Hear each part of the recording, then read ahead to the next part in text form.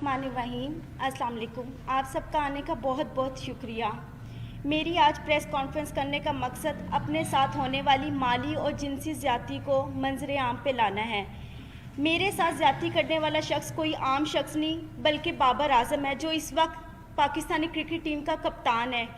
मैं अपनी बात शुरू करने से पहले आपको बताती चलूँ कि बाबर आज़म से मेरा ताल्लुक़ आज कल से नहीं है। मेरे ताल्लुकात उससे उस वक्त से हैं जब वो क्रिकेट की दुनिया में उसका कोई ताल्लुक़ नहीं था और वो एक गरीब घराने से ताल्लुक़ रखता था।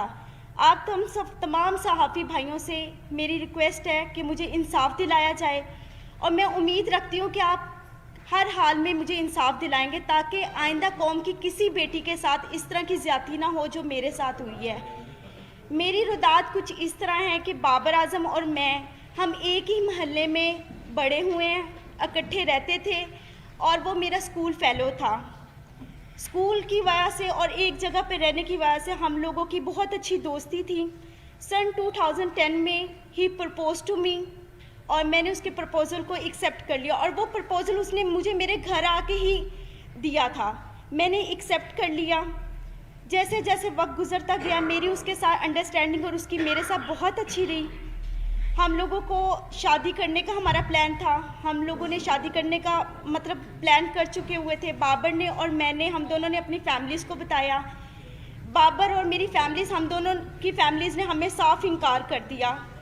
फिर बाबर ने और मैंने कोर्ट मैरिज का फ़ैसला कर लिया। 2011 में बाबर मुझे मेरे घर से भगाकर, बाबर मुझे खुद अपने घर से भगाकर कोर्ट मैरिज के कहकर मुख्तलिफ जगहों पर किराए के मकान पे रखता रहा।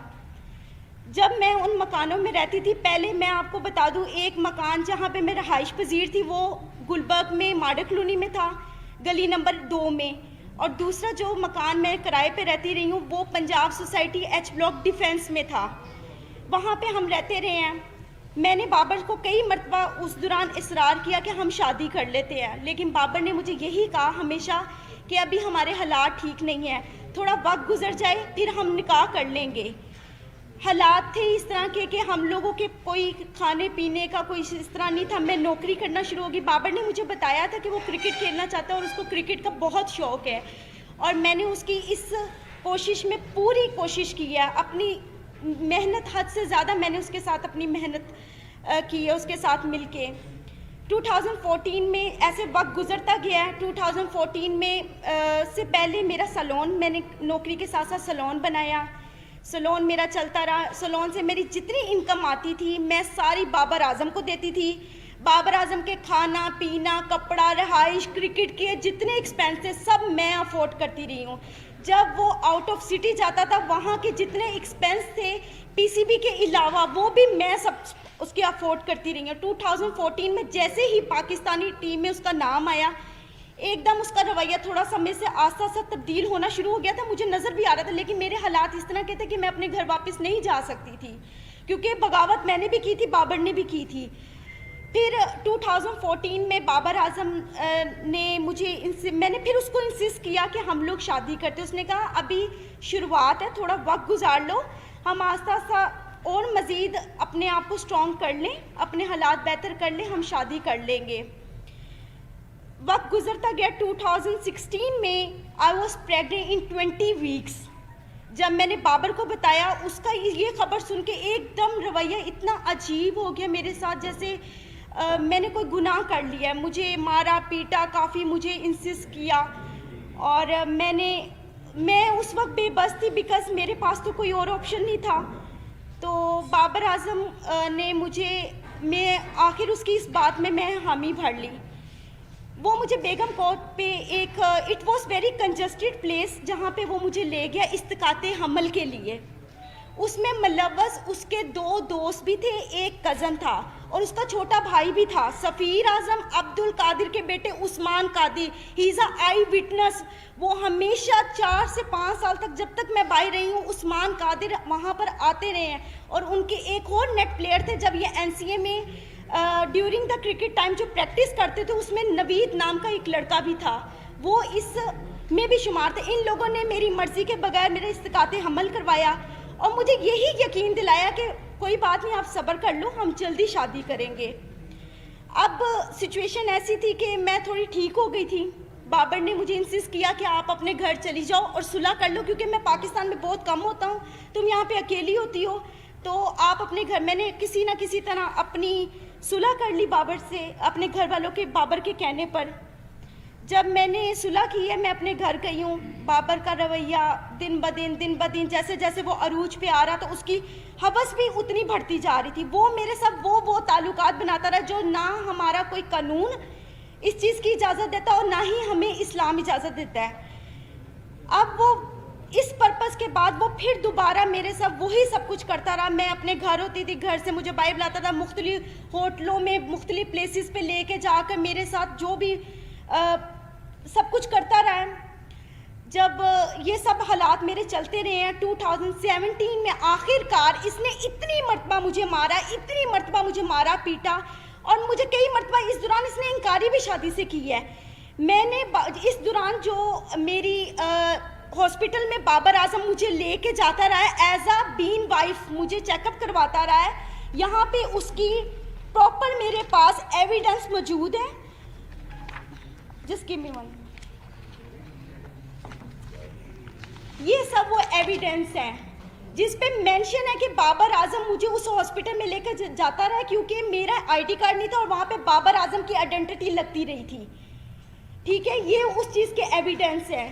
یہ مجھے وہاں پر لے کے جاتا رہا ہے, سب کچھ کرتا رہا. بالآخر میں نے تنگ آ کے 2017 میں پولیس رپورٹ کی بابر کے خلاف, جس کے پرپس میں اس کے فیملیز یہ سب آئے ہیں. ادھر جب ہمارے جو آفیسر تھے جنہوں نے ہمیں دیکھا تھا, اس آفیسر نے یہ فیصلہ کیا کہ آپ بابر کو یہاں پہ پیش کریں. بابر پیش نہیں ہوا, لیکن اسی رات سیم نائٹ بابر نے, جو آفیسر موجود تھے ان کے سامنے, ہمارا مشروط صلح نامہ پہ اس نے مجھ سے دستخط کروائے.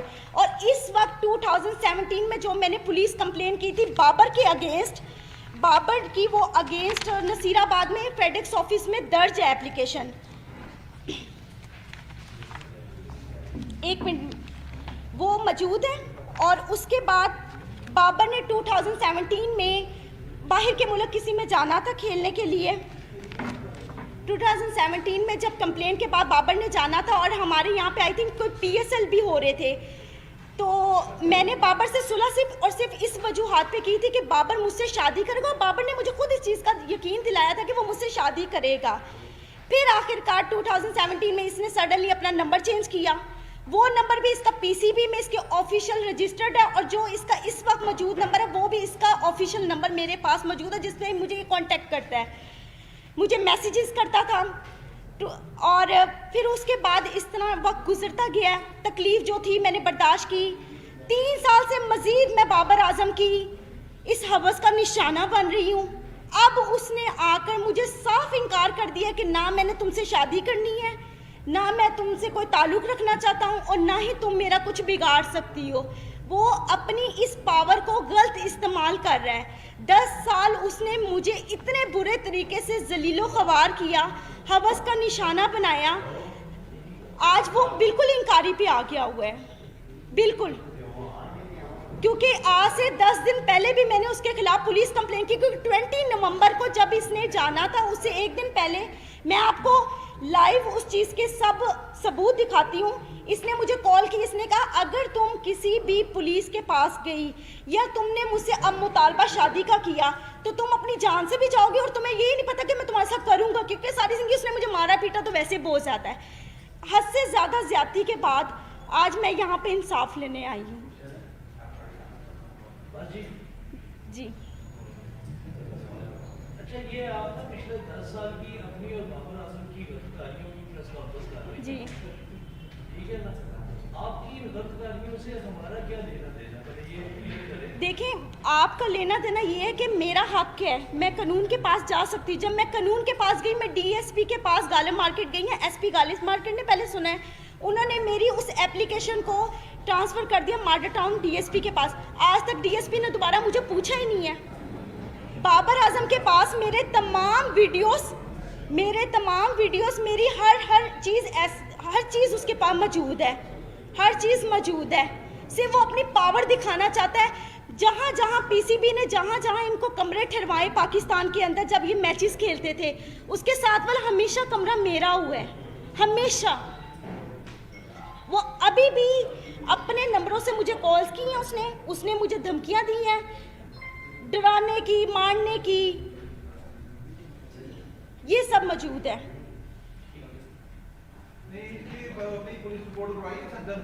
जी मैंने करवाई है। आप जो मेरा लीगल जो प्रोसेस चल रहा है वो आपको यही बता सकते हैं कि क्या लीगल अभी हम लोग एक्टिविटीज़ हमारी इसके खिलाफ हैं। जी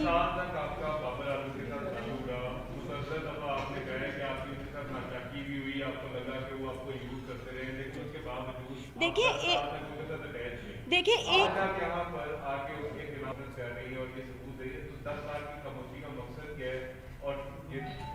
देखिए 10 साल से मैं खामोश तो नहीं थी, मैं तो 2017 में भी गई थी पुलिस के पास, और आपको मैंने वो आई थिंक बताया भी है कि वहाँ पे मेरी कंप्लेंट रजिस्टर थी। फिर भी मैंने सुलह इस बात पे की थी कि मेरे ख्याल में मुझे उससे मोहब्बत थी, हद से ज़्यादा मोहब्बत थी। देखिए बगैर कोई लालच के तो किसी के साथ इस तरह करता नहीं है, लालच नहीं था मुझे सिर्फ उससे मोहब्बत थी, और वो मोहब्बत मेरी यहाँ तक आज मैंने इसको स्ट्रगल करवाया है। आज ये जो सारी मीडिया और दुनिया के सामने ये बात करता है कि मेरे पेरेंट्स, मेरे फादर, मेरे सब सपोर्ट है। आप किसी भी मैच में जाकर, पिछले इसके मैचों में 17 से पहले जाकर आप देख सकते हैं बाबर आजम के कभी किसी भाई ने, किसी बाप ने वहाँ पर आकर देखा कि बाबर आजम क्या कर रहा है वहाँ पे, कभी भी किसी ने नहीं देखा। और आज तक 10 सालों में मैं बाबर आजम के एक पैसे की रवादार नहीं हूँ, क्योंकि मैं खुद सेल्फ मेड वूमेन हूँ, खुद कमाने वाली हूँ, क्योंकि मैंने बड़ी मेहनत की है दिन रात इसके पीछे कि ये किसी स्ट्रगल करके इसके किसी मुकाम पे पहुंच जाए। No doubt he is a very brilliant player, उसने मेहनत की है, लेकिन उस मेहनत के अलावा इंसान को और भी चीज़ों की ज़रूरत होती है, मेंटली तौर पे, फिनेंशली तौर पे। सबसे बड़ा हमारा जो पॉइंट होता है वो फिनेंशली तौर पे होता है सबसे बड़ा। आज तक बाबर के हर मोबाइल, हर चीज़ का सबूत मेरे पास मौजूद है, हर चीज़। कितने को फाइनेंशियली कितनी सपोर्ट की है आपने बाबर? सर 4 साल में आप सुबह से रात तक, अगर मैं ब्यूटी पार्लर में 30,000 रुपया अर्निंग कर रही हूँ, 40,000 रुपया अर्निंग कर रही हूँ, वो सिर्फ और सिर्फ बाबर आजम के ऊपर ही जा रही है। सर करोड़ों की मलकियत होगी, 70 लाख रुपया का तो मेरे ऊपर सूद चढ़ा के ये गया था, जो मैंने आके 1 साल पहले उतारे हैं। इसको मोबाइल इंस्टॉलमेंट्स पे ले के आईफोन, सर आईफोन 4 सीरीज से लेके आईफोन 8 प्लस तक सीरीज मैंने इसको लेकर दी है। अगर आपका फाइनेंशियल तौर पे डैमेजेस देखे जाए, आपका कितने का क्लेम बनता है? सर मेरा करोड़ों रुपए का बनता है, करोड़ों रुपए का। सर देखिए बात बताऊँ क्या है, अगर आप किसी के खिलाफ जाना चाहें ना, तो आप उसके प्रूफ भी इकट्ठे कर करके रखेंगे। जिस इंसान का दिल साफ हो वो वहाँ पे कीमतें थोड़ी बैठ के लिख रहा होता है। मैं आपको ये बता रही हूँ कि आज मेरा मुतालबा उससे पैसों का नहीं है, मेरा उससे मुतालबा सिर्फ और सिर्फ इस बात का है कि मेरी इतनी मेहनत का उसने मुझे क्या सिला दी है। आज जी मैंने दे दी हुई है।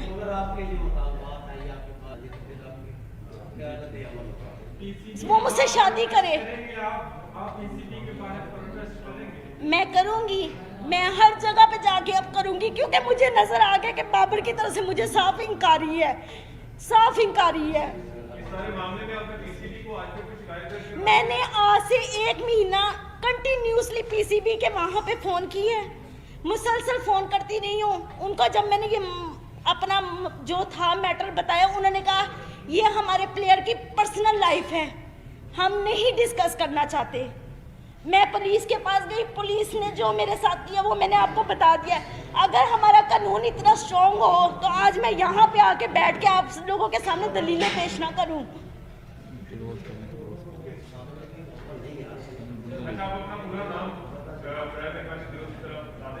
हामिजा जी, हामिजा, हामिजा जी, हामिजा। आपकी जो मामला हुआ, आपने कहा कि आपकी फैमिली के साथ आपकी सुलह होगी। आज आपकी फैमिली के मेंबरान के साथ ताल्लुकात कैसे हैं? क्या आज अपने आप भाई घर में रहती हैं, अपनी फैमिली के पास रहती हैं, या आज? जी मैं अपनी फैमिली के साथ रहती हूँ, मेरी फैमिली इस वक्त मुझे सपोर्ट कर रही है। और तब भी उन्होंने मुझे इंकारी की थी कि ये इस काबिल नहीं है, नहीं ये सब ठीक है, लेकिन अब वो उन्होंने मेरी बात को मानना ही था, क्योंकि मैं इतने सालों बाद घर गई हूँ। और वो मेरे रिश्तेदारों को, लोगों को यही बता रहे हैं कि इसकी शादी हो चुकी हुई है। अच्छा, आपके काउंसिल से हमारी रिक्वेस्ट होगी, काइंडली बताइएगा इसका जो केस है उसकी कानूनी इस टाइप पर क्या जो है वो डेवलपमेंट क्या हो। जी मैं बता रहा हूँ जी। इन्होंने 20 नवंबर 2020 को CCPO लॉर्ड साहब को जी अब्दुल समी, इन्होंने 20 नवंबर 2020 को CCPO लॉर्ड साहब को एप्लीकेशन दी है फॉर रजिस्ट्रेशन ऑफ FIR, लेकिन उस पर स्टिल कोई एक्शन नहीं हुआ था, जिसकी बाबत सेशन कोर्ट में फॉर रजिस्ट्रेशन ऑफ FIR 22 से 22B की पिटीशन दायर की गई है, जिसमें 4 दिसंबर के लिए कोर्ट ने कमेंट्स तलब किए हैं मुतलका SHO नसीराबाद से, और एक दूसरी पिटीशन फाइल की है हरासमेंट की जो आबिद रज़ा खान साहब के साथ स्टिल पेंडिंग है, उसमें 5 डेट है, 5 दिसंबर की है, और एक डैमेजेस का सूट फाइल किया है इन्होंने, वो भी पेंडिंग है before court of competent jurisdiction. अभी तक तो स्टिल लीगल जैसे मुद्दे पर इल्जाम आए थे कि काफी दफा ये शर्तों को निशाना भी बनाते हैं, तो क्या किसी भी एक वाकई का मेडिकल करवाया गया उसके बाद जो मेडिकल हो गया कुछ मालूम कि ये मेडिकल का मामला नहीं है, ये जो बेसिकली लीगल लैंग्वेज में इसको देखते हैं, ये शादी का झांसा दे के हरामकारी